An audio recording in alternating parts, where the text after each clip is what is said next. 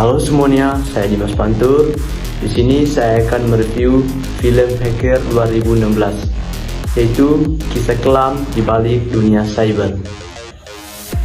Film Hacker 2016 membawa kita masuk ke dunia yang jarang terlihat, tetapi selalu ada di sekitar kita. Dunia digital yang penuh peluang, namun juga penuh ancaman. Cerita ini berfokus pada Alex Daneliu, seorang remaja yang hidupnya berubah menjadi 180 derajat hanya karena satu hal, kehidupan yang tidak adil. Saat usaha orang tuanya bangkrut dan keluarganya terlilit masalah ekonomi, Alex menyadari bahwa sistem keuangan yang mengatur hidup manusia ternyata tidak selalu berpihak pada rakyat kecil. Disinilah perjalanan Alex sebagai seorang hacker dimulai, bukan karena iseng atau ingin terkenal, tetapi karena ia merasa harus melawan ketidakadilan dengan caranya sendiri. Dari belajar komputer secara otodidak, ia berkembang menjadi sosok yang mampu menembus berbagai sistem keamanan.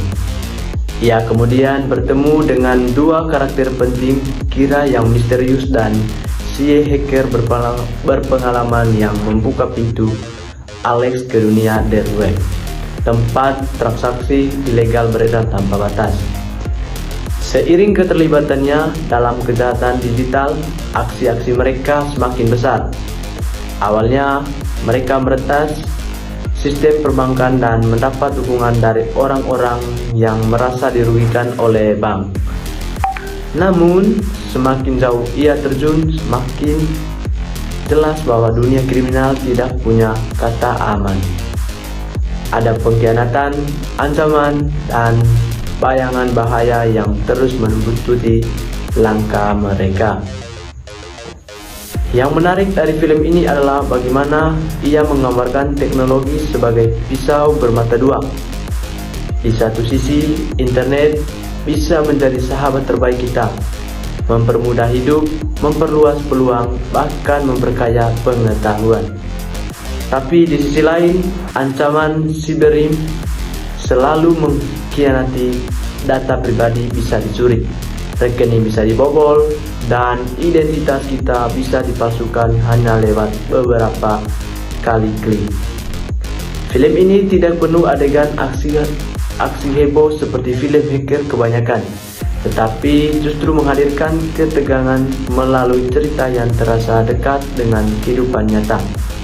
Kita seperti diajak berpikir, kalau semua data kita ada di internet, seberapa amankah itu sebenarnya?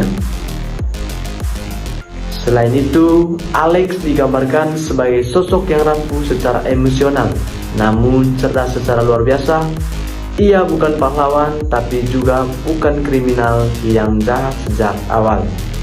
Ia hanyalah seorang anak muda yang ingin memperbaiki keadaan, namun terjebak dalam lingkaran kejahatan yang makin sulit ia kendalikan.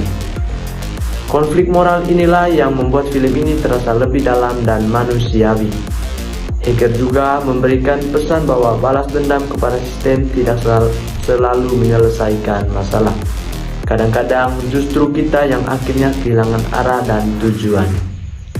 Alex akhirnya menyadari bahwa semakin ia mencoba melawan sistem, semakin besar pula resiko yang harus ia tanggung, baik bagi dirinya maupun bagi orang-orang di sekitarnya.